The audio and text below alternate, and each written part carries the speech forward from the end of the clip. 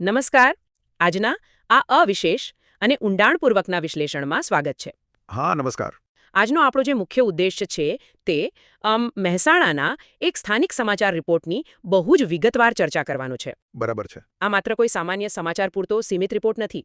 આ રિપોર્ટ એક એવી ગંભીર નાગરિક અને સ્વાસ્થ્ય સમસ્યા પર પ્રકાશ પાડે છે જે સીધી રીતે સામાન્ય માણસના રોજિંદા જીવન અને તેના પરિવારની સુરક્ષા સાથે જોડાયેલી છે. તો ચાલો આને વિગતવાર સમજીએ. આ આખી વાતની શરૂઆત ક્યાંથી થઈ અને આ બરાબર કઈ જગ્યાની વાત છે? જુઓ, આ ઘટનાની શરૂઆત અને તેનું ભૌગોલિક સ્થાન સમજવું બહુ અગત્યનું છે. આ સમસ્યા મહેસાણા શહેરમાં આવેલી ચામુંડાનગર સોસાયટીની છે. Okay, Chamundanagar society. હા, અને જો આપણે આ વિસ્તારના લોકેશનની વાત કરીએ તો આ સોસાયટી મહેસાણા શહેરના પોલીસ હેડક્વાર્ટરની બરાબર પાછળના ભાગમાં આવેલી છે. બરાબર છે. આ વિસ્તારની એક ખાસિયત એ છે કે અહીં મુખ્યત્વે મધ્યમવર્ગીય પરિવારો વસવાટ કરે છે.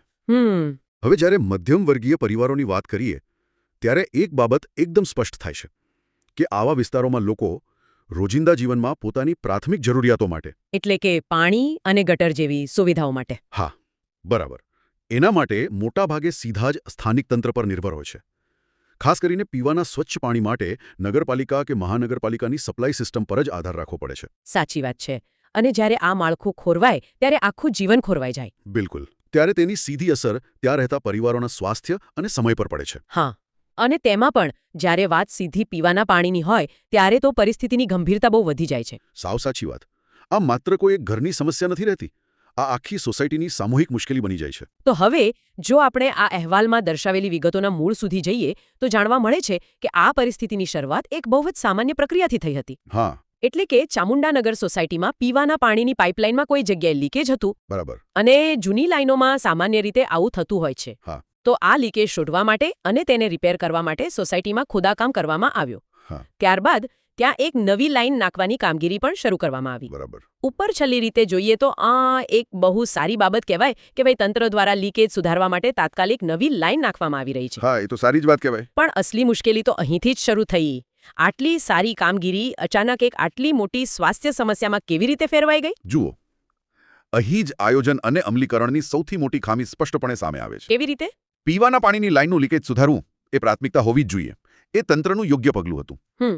પણ ખરાબ બાબત એ બની કે આ નવી પીવાના પાણીની લાઇન બરાબર ગટરની કુંડીઓ અને ખુલ્લી ગટરની લાઇન પાસે જ નાખવામાં આવી. બાપરે, આ તો બહુ ગંભીર ભૂલ કહેવાય. બિલકુલ. આ કોઈ નાની ભૂલ નથી. સિવિલ એન્જિનિયરિંગનો સૌથી પાયાનો નિયમ એ છે કે પીવાના પાણીની લાઇન અને ગટર વ્યવસ્થા વચ્ચે એક સુરક્ષિત અંતર હોવું જ જોઈએ. સાચી વાત છે. કારણ કે જ્યારે આ બંને લાઈનો એકબીજાની આટલી નજીક હોય હા. ત્યારે જો પાણીની લાઈનમાં નાનું સરખું પણ ગાબડું પડે અથવા સપ્લાય બંધ થતા પાઇપમાં હવાનું દબાણ ઓછું થાય ને ત્યારે પેલું ગટરનું પાણી અંદર ખેંચાઈ જાય. બરાબર. એક્ઝેક્ટલી. ગટરનું પ્રદૂષિત પાણી સીધું પીવાના સ્વચ્છ પાણીની લાઈનમાં ખેંચાઈ જવાની શક્યતાઓ સૌથી વધુ રહે છે. અને કમનસીબે ચામુંડાનગર સોસાયટીમાં બરાબર આવું જ બન્યું છે. વિચારો, પીવાના પાણીની લાઈન અને ગટરની લાઈન એકદમ જોડે જોડે. હા. આ ખાલી સાંભળવામાં જ કેટલું અજીબ અને જોખમી લાગે છે. તો આ ચિત્ર જુઓ. માટીમાં ખોદેલા ખુલ્લા ખાડાનું ચિત્ર છે જેમાં અત્યંત ગંદુ, અસ્થિર અને કચરાવાળું પાણી ભરાયેલું સ્પષ્ટ જોઈ શકાય છે. હા, આ દ્રશ્ય જ પરિસ્થિતિની ભયાનકતા સમજાવી દે છે. બિલકુલ. આ ખાડાઓ અને તેમાં ભરાયેલું ગંદુ પાણી માત્ર જોવા પૂરતું જ ખરાબ નથી પણ આસપાસ રહેતા લોકો માટે એક મોટો ખતરો છે. સાચી વાત છે. તો મારો પ્રશ્ન એ છે કે આ ખાડાઓ બરાબર કેટલા સમયથી આ જ સ્થિતિમાં છે અને તેમાં આટલું બધું ગંદુ પાણી કેવી રીતે આવી ગયું? આ બાબત જ આ સમગ્ર ઘટનાની ગંભીરતામાં સૌથી મોટો વધારો કરે છે. હા. અહેવાલના તથ્યો દર્શાવે છે કે આ ખોદાકામ કોઈ ગઈકાલ કે પરમ દિવસની વાત નથી. આ કામ તો હોળીના તહેવાર પહેલા જ પૂર્ણ થઈ ગયું હતું. અરે, હોળી પહેલા? હા, હોળી પૂર્વે કામ પૂર્ણ થઈ ગયું હોવા છતાં આ ખોદવામાં આવેલા ખાડાઓને આજ દિન સુધી પૂરવામાં આવ્યા નથી. આ તો બહુ મોટી બેદરકારી કહેવાય. અને સૌથી મોટી મુસીબત એ છે કે આ ખાડાઓની બિલકુલ નજીકમાં જ ગટરની કુંડીઓ આવેલી છે. બરાબર. પરિણામે તે ગટરનું અત્યંત ગંદુ અને દુર્ગંધયુક્ત પાણી હવે આ ખુલ્લા ખાડાઓમાં રોજે રોજ ભરાઈ રહ્યું છે. એટલે કે જે કામ લોકોની સુવિધા માટે શરૂ કર્યું હતું તે જ કામ અધૂરું મૂકી દેવાતા મુસીબત બની ગયું. બિલકુલ. સ્થિર પાણીના કારણે આસપાસનું વાતાવરણ અત્યંત પ્રદૂષિત બની ગયું છે. આ તો એવી વાત થઈ કે એક રોગનો ઈલાજ કરવા ગયા અને નવો રોગ લઈને આવ્યા. સાવ સાચી વાત. ખાડાઓ ખુલ્લા છે તે એક સમસ્યા છે પણ વાત માત્ર રસ્તા પૂરતી સીમિત નથી રહી. સૌથી ડરાવની બાબત એ છે કે આ સમસ્યા સીધી લોકોના ઘરોના રસોડા અને બાથરૂમ સુધી પહોંચી ગઈ છે. હા, એ જ સૌથી મોટો પ્રશ્ન છે. દર્શકો અત્યારે સ્ક્રીન પર દેખાઈ રહેલું આ બીજું દ્રશ્ય જોઈ શકે છે. નળની નીચે રાખેલી આ ડોલ જુઓ. હા. આમાં પીળા અને કથ્થાઈ રંગનું ગંદુ અને પીવાલાયક ન હોય તેવું પાણી ભરાયેલું દેખાય છે. શું આ પાણી કોઈપણ રીતે ચોખ્ખું લાગી રહ્યું છે? જરાય નહીં. જરાય નહીં. આ સ્પષ્ટ બતાવે છે કે ગટરનું પાણી સીધું પીવાના પાણીમાં ભળી ગયું છે. બરાબર છે. લોકો સવારે ઉઠીને જે પાણી પીવા માટે કે રસોઈ માટે વાપરવાની આશા રાખે છે તે પાણીની આ હાલત છે. અને આ પાણીનો ઉપયોગ તો દૂરની વાત છે. તેને જોવું કે તેની દુર્ગંધ ઘરમાં સહન કરવી પણ મુશ્કેલ છે. બિલકુલ. આ ડોલનું દૃશ્ય ગ્રાઉન્ડ ઝીરોની વાસ્તવિકતા બતાવે છે. જ્યારે ખાડામાં ભરાયેલું ગટરનું પાણી નવી લાઇનમાં પ્રવેશે છે ત્યારે તે આખા સપ્લાય નેટવર્કને દૂષિત કરી દે છે. હા. અને આ માત્ર રંગ કે વાસની સમસ્યા નથી. આ પાણી પોતાની સાથે અગણિત બેક્ટેરિયા અને વાયરસ લઈને આવે છે. જે માનવ શરીરના સ્વાસ્થ્ય પર ગંભીર હુમલો કરે છે. સાચી વાત. લોકો આ પાણી પી શકતા નથી, રસોઈમાં વાપરી શકતા નથી. આ એક બહુ મોટી સ્વાસ્થ્ય કટોકટીનો સીધો પુરાવો છે. સ્વાસ્થ્ય કટોકટીની વાત આવે એટલે અહેવાલનો એક બીજો મહત્વનો હિસ્સો યાદ આવે છે. અહેવાલમાં એક ગંભીર ભૂતકાળનો ઉલ્લેખ કરવામાં આવ્યો છે. આ વિસ્તારમાં રોગચાળાનો જે ખતરો મંડરાઈ રહ્યો છે તેની પાછળનો ઇતિહાસ શું છે? અહીં રસપ્રદ વાત એ છે કે અને આ મુદ્દો આપણા આખા વિશ્લેષણનો સૌથી કેન્દ્રીય ભાગ છે. આ જ સોસાયટીનો જે તાજેતરનો ઇતિહાસ છે તે અત્યારની પરિસ્થિતિ સાથે સીધી રીતે જોડાયેલો છે. અહેવાલમાં સ્પષ્ટ નોંધવામાં આવ્યું છે કે માત્ર 15 દિવસ એટલે કે પખવાડિયા પહેલા જ માત્ર 15 દિવસ પહેલા હા માત્ર 15 દિવસ પહેલા જ આ જ સોસાયટીમાં પીવાના પાણીમાં ગંદુ પાણી ભળી જવાના કારણે રહીશોમાં ઝાડા ઉલટીના કેસ નોંધાયા હતા. ઓહ. લોકોના પેટમાં દુખાવાની ફરિયાદો સામે આવી હતી અને ઘણા લોકોએ હોસ્પિટલના ધક્કા ખાવા પડ્યા હતા. આ તો બહુ ચિંતાજનક કહેવાય. બિલકુલ. આ દર્શાવે છે કે લોકોનું સ્વાસ્થ્ય પહેલેથી જ એક મોટો ફટકો સહન કરી ચૂક્યું છે. તેઓ હજુ માંડ બીમારીઓમાંથી બહાર આવ્યા હશે ત્યાં ફરીથી એ જ પરિસ્થિતિ નિર્માણ પામી છે. તો આ બધાનો અર્થ શું છે? આનો સીધો અર્થ એ થયો કે લોકોના માથે હવે એકસાથે બે મોટા ખતરા તોડાઈ રહ્યા છે. સાચી વાત. એક તરફ નળમાંથી આવતું દૂષિત પાણી જેનાથી ટાઇફોઇડ કે કમળો થવાનો ડર છે. બરાબર. અને બીજી તરફ ખુલ્લા ખાડાઓમાં ગંદુ પાણી ભરાવાથી મચ્છરોનો ઉપદ્રવ ભયંકર રીતે વધ્યો છે, જેના કારણે સોસાયટીમાં પુનઃ રોગચાળાની ભીતિ સર્જાઈ છે. હા.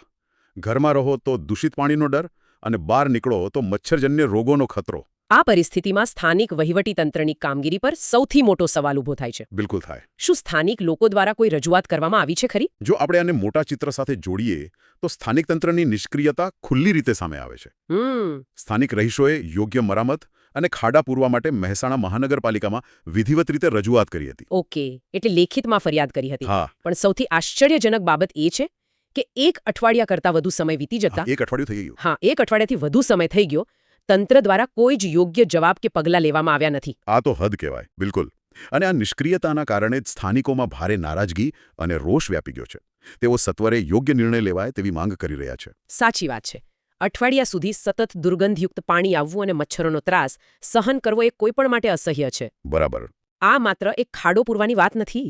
આ લોકોના રોજિંદા જીવનને પાટા પર લાવવાની વાત છે. બિલકુલ. પાણી પુરવઠા વિભાગ અને ગટર વ્યવસ્થા વિભાગ વચ્ચે કોઈ તાલમેલ જ નથી એવું દેખાય છે. તો આ સમગ્ર ચર્ચાના અંતે ચિત્ર ખૂબ જ સ્પષ્ટ છે.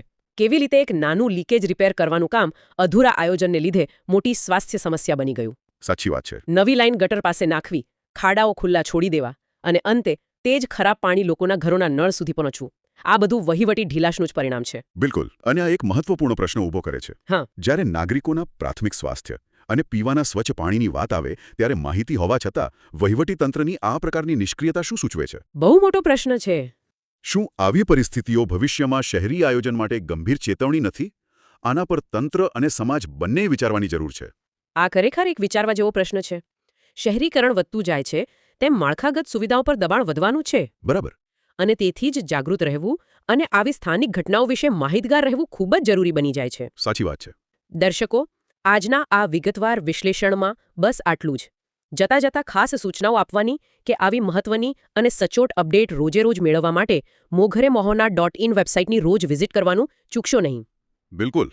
અમારી મોઘરે મહોના ચેનલને સબસ્ક્રાઇબ કરો, આ વિડીયોને લાઇક અને શેર કરો જેથી આ માહિતી વધુ લોકો સુધી પહોંચે. હા. અને આપના કોઈપણ સૂચન કે પ્રતિભાવ હોય તો નીચે કોમેન્ટ કરીને અમને ચોક્કસ જણાવો. આ ઊંડાણપૂર્વકની ચર્ચામાં જોડાવા બદલ આપ સૌનો ખૂબ ખૂબ આભાર. આવજો.